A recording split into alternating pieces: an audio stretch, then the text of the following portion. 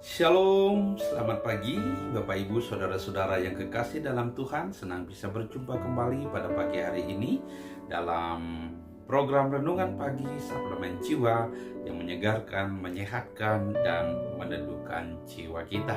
Kiranya Tuhan melimpahi kita dengan segala kebaikan dan kekayaan kasih karunia-Nya, sehingga kita boleh ada sebagaimana kita ada dan boleh dapat melakukan semua aktivitas dan kegiatan kita pada hari ini. Sebelum kita memulai aktivitas kita hari ini, saya mau mengajak kita untuk membaca dan merenungkan kebenaran firman Tuhan. Namun sebelumnya, mari kita berdoa. Bapa di dalam kerajaan surga, terpujilah nama-Mu ya Tuhan, Allah yang maha pengasih dan maha penyayang, berlimpah rahmat kasih setia dan kebajikan, yang sudah menuntun dan menyertai malam kami sepanjang malam hari ini, sehingga pagi ini kami boleh bangun dalam keadaan selamat dan tidak kekurangan sesuatu apapun. Jika ada di antara kami ya Tuhan bangun dalam keadaan lemah fisik, kiranya Tuhan menolong dan memberkati kami, memberikan kekuatan bagi kami, sehingga kami tidak terganggu dalam melaksanakan tugas dan tanggung jawab kami pada hari ini. Sebelum kami memulai aktivitas kami hari ini Tuhan, kami rindu membaca dan merenungkan kebenaran firman-Mu. Kuduskanlah hati, pikiran, dan perasaan kami, terangilah hidup kami dengan kebenaran firman-Mu, sehingga kami dapat mengerti dan memahaminya, serta dapat melakukannya dalam hidup kami. Terima kasih Tuhan, berfirman-Lah kepada kami siap untuk mendengarkannya. Dalam nama Tuhan Yesus, amin. Puji Tuhan, saudara-saudara yang kekasih dalam Tuhan, saya mengajak kita pada hari ini untuk membaca dan merenungkan kebenaran firman Tuhan dari kitab Amsal pasal 18 ayat 2 sampai dengan ayatnya yang ketiga. Orang bebal tidak suka kepada pengertian, hanya suka membeberkan isi hatinya. Bila kefasikan datang, datanglah juga penghinaan, dan celah disertai cemooh. Demikianlah pembacaan firman Tuhan pada pagi hari ini. Berbahagialah setiap orang yang membaca firman Tuhan, merenungkan, terlebih melakukannya dalam hidup sehari-hari. Terpujilah nama Tuhan. Haleluya. Bapak Ibu Saudara-saudara yang kekasih dalam Tuhan, berdasarkan pada pembacaan firman Tuhan pada hari ini dari Amsal 18 ayat 2 sampai dengan ayatnya yang ketiga, saya mau mengajak kita untuk merenungkan di bawah satu tema, merenungkannya di bawah satu tema, yaitu percuma menasehati orang bebal. Sekali lagi, tema kita pada hari ini adalah percuma menasehati orang bebal. Mungkin Anda atau kita semua pernah bertemu dengan orang bebal. Yang dimaksud dengan orang bebal di sini bukanlah seorang yang berasal dari daerah bebal atau dari negara tertentu, melainkan menunjuk kepada seseorang yang merasa dirinya paling tahu, paling benar, paling mengerti tentang segala sesuatu. Tidak pernah belajar, namun merasa diri lebih pintar dan lebih unggul daripada orang lain. Itulah orang bebal. Dan orang semacam ini adalah orang yang tidak bisa menerima pendapat sesamanya, tidak dapat menerima pendapat lawan bicaranya, selalu menyela dan memutus omongan orang lain untuk membenarkan dirinya sendiri. Definisi umum tentang orang bebal adalah orang yang sukar untuk mengerti. Kemudian berikutnya, tidak cepat menanggap sesuatu, tumpul dalam berpikir, namun merasa diri tahu dan lebih paham dari lawan bicaranya. Tidak mau menghargai orang lain. Dan ciri-ciri ini sering kita temukan dalam perdebatan-perdebatan politik, perdebatan-perdebatan tentang agama, misalnya di media sosial, di YouTube, di Facebook, dan juga media-media sosial lainnya. Dan juga ditemukan juga dalam rapat-rapat, dalam kelompok-kelompok kecil, maupun dalam kelompok-kelompok besar. Ya. Kita tidak sulit untuk menemukan ciri-ciri yang seperti ini. Artinya bahwa orang-orang bebal itu selalu ada di mana saja dan kapan saja. Saudaraku yang kekasih dalam Tuhan, melihat fakta-fakta yang sering kita jumpai tentang orang bebal dalam masyarakat, maka akan percuma saja menasihati mereka, karena mereka tidak akan menerima nasihat kita, bahkan akan balik menyerang dan menganggap diri benar. Penulis Amsal mengatakan bahwa orang bebal itu adalah yang pertama, orang yang tidak suka dengan pengertian. Itu yang dikatakan di dalam ayatnya yang kedua tadi. Sekali lagi, orang bebal adalah orang yang tidak suka dengan pengertian.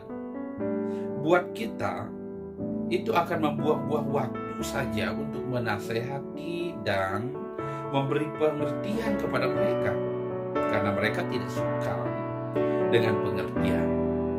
Satu lagi pengertian tentang orang bebal yang belum disebutkan tadi adalah mereka adalah orang bodoh. Ya, sekali lagi, salah satu pengertian tentang orang bebal yang belum disebutkan tadi adalah bahwa orang bebal itu adalah orang bodoh.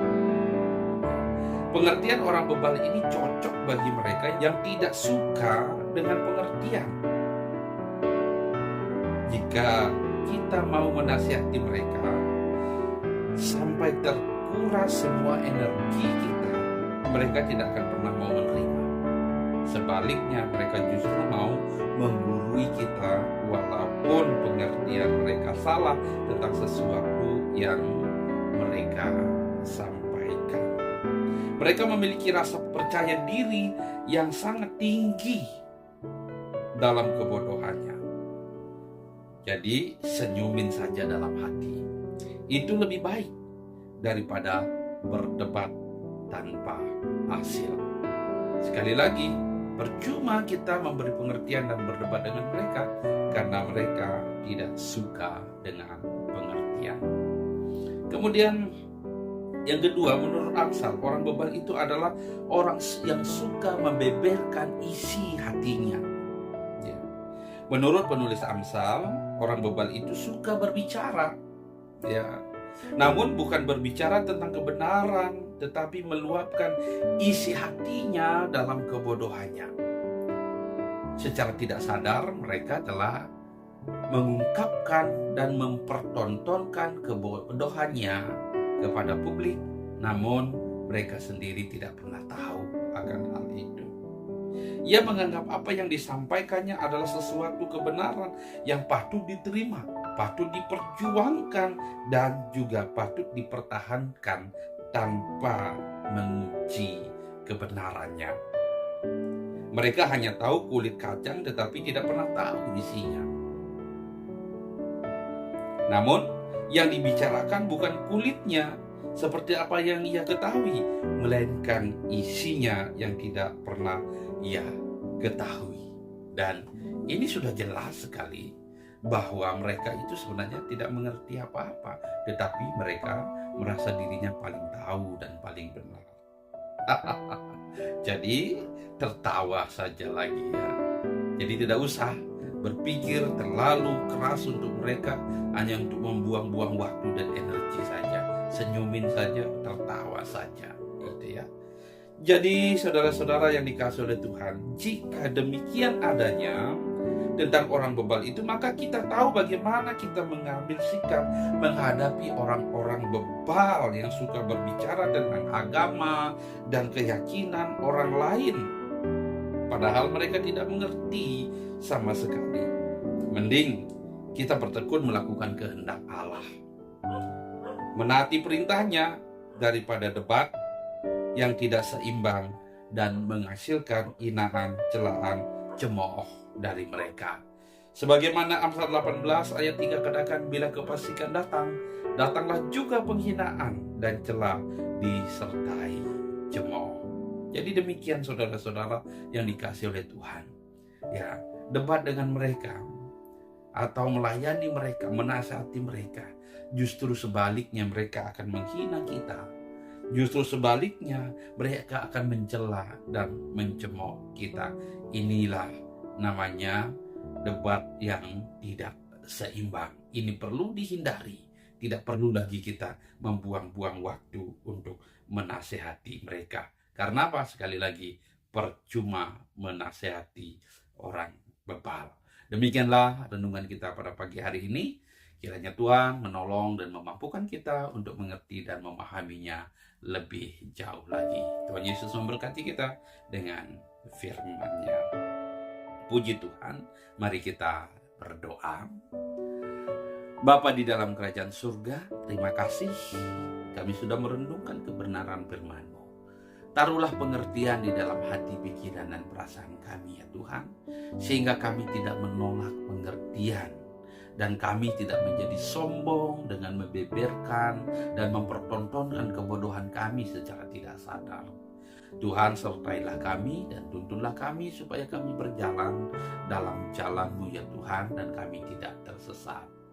Jikalau kami bertemu dengan orang-orang bebal, berikanlah kepada kami hikmat untuk menghadapinya ya Tuhan, sehingga kami dapat menghadapinya dengan penuh hikmat dan kekuatan dari Tuhan.